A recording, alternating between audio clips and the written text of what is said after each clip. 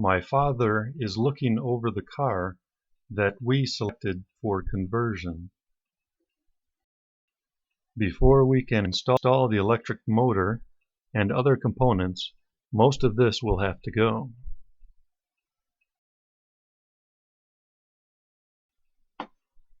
Except for a few extra gauges, the interior of the car will remain unchanged.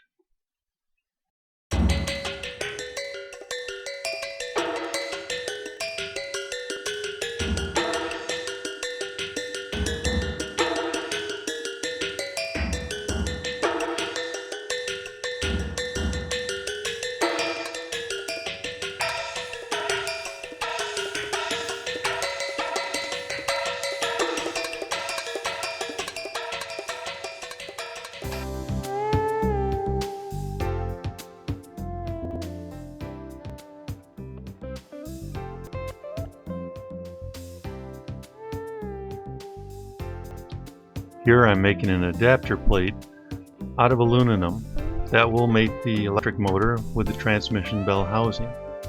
The plate is made out of 2024 T3 aluminum and is drilled with a bolt pattern that matches with the motor.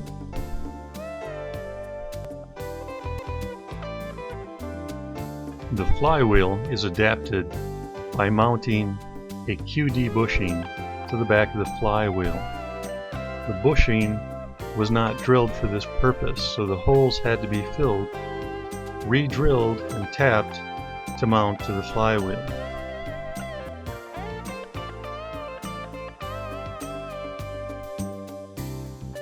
The center of the QD bushing fits the keyed shaft of the electric motor.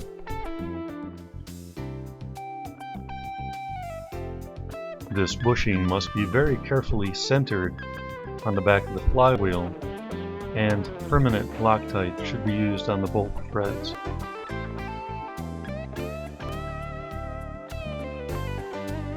This is the original manual 5-speed transmission. We've put it up on a work table so that it's much easier to work with.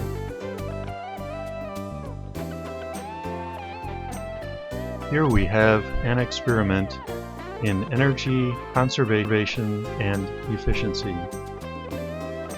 It was intended to make the most of the limited amount of energy stored in a battery.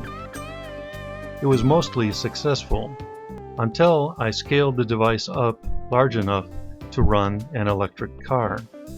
It then was too large and bulky, and it proved to be impractical.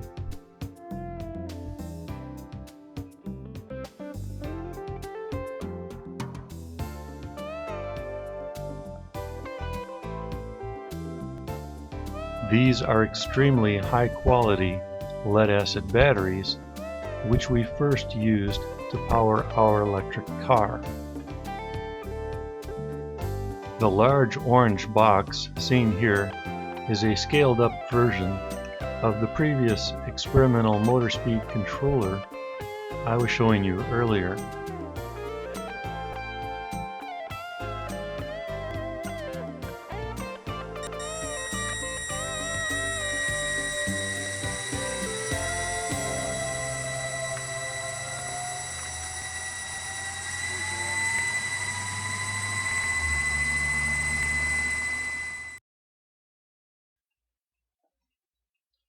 During our earliest attempts to run our electric car, we used this small Ultrex controller, which is seen here in the blue case. It is mounted to the front of a larger box, which contained a solenoid, capacitors, and other electrical components. To power the car, we used a few of the lead-acid batteries which we had first selected. During this early phase of testing, I had temporarily wired many of the 12-volt connections using test leads.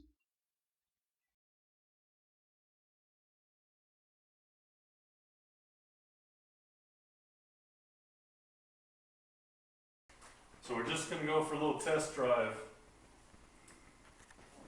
to prove that all the electrical systems are functioning.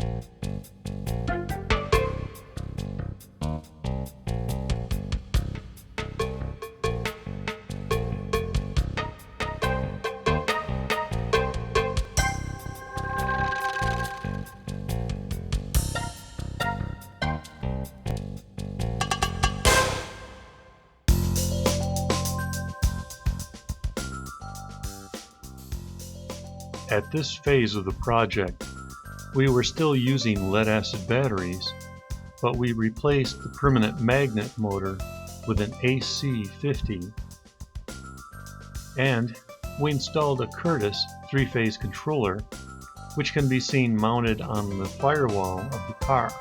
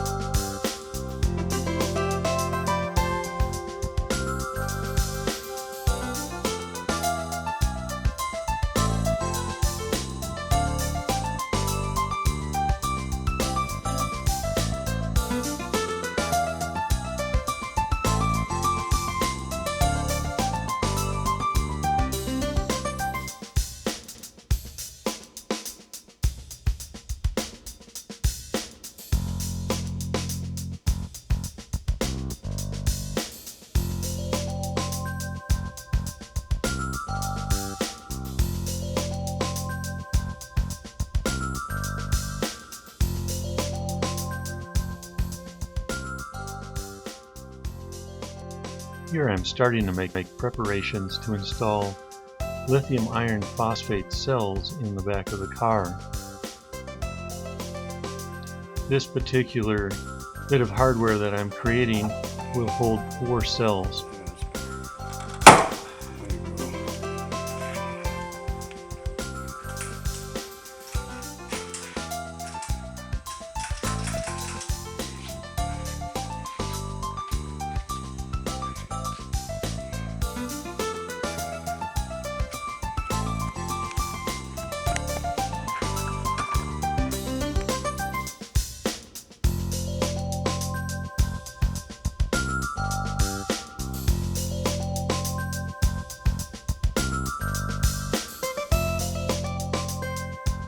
Where the gas cap used to fit, I installed a standard 110 plug. This plug is secured in place with Permatex silicone rubber, and the car will be charged through this plug.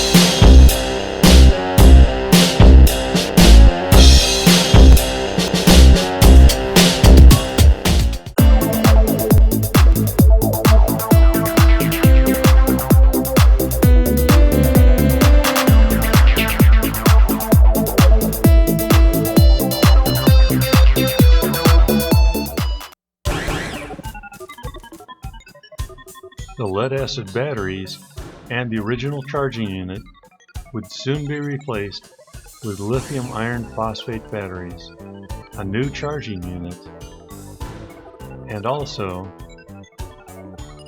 a DC to DC converter, which would charge the 12-volt accessory battery up front.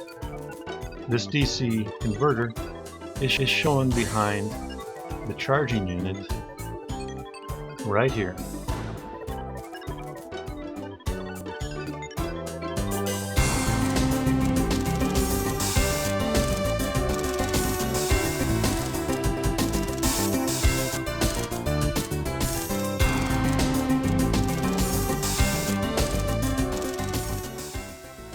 Many critics of electric cars state that the electric car is no better because it simply has a longer tailpipe. Here is the longer tailpipe. Yes, electric cars, unlike any other, can be charged with wind and solar energy.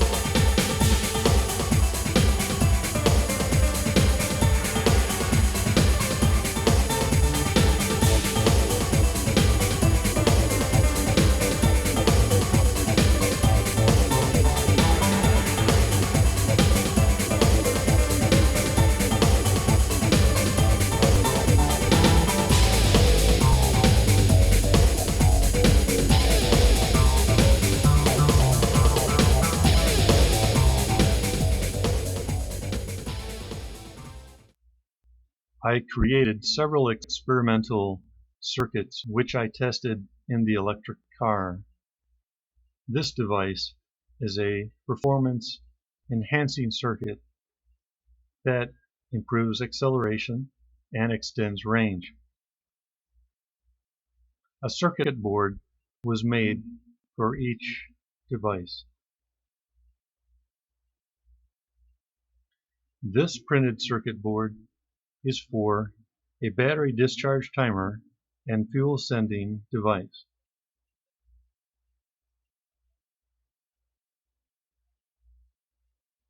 This circuit board is for electric heat. Finally, the vehicle would need more batteries to extend its range, so the front battery compartment is made out of corrugated cardboard, fiberglass, and epoxy composite.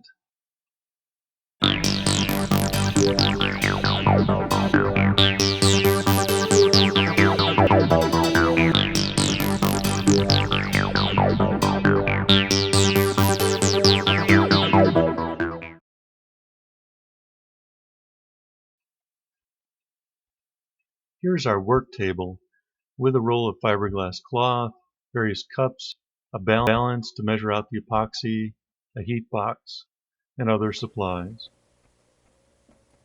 Here, a scrap of fiberglass cloth is being applied to the inside of the box.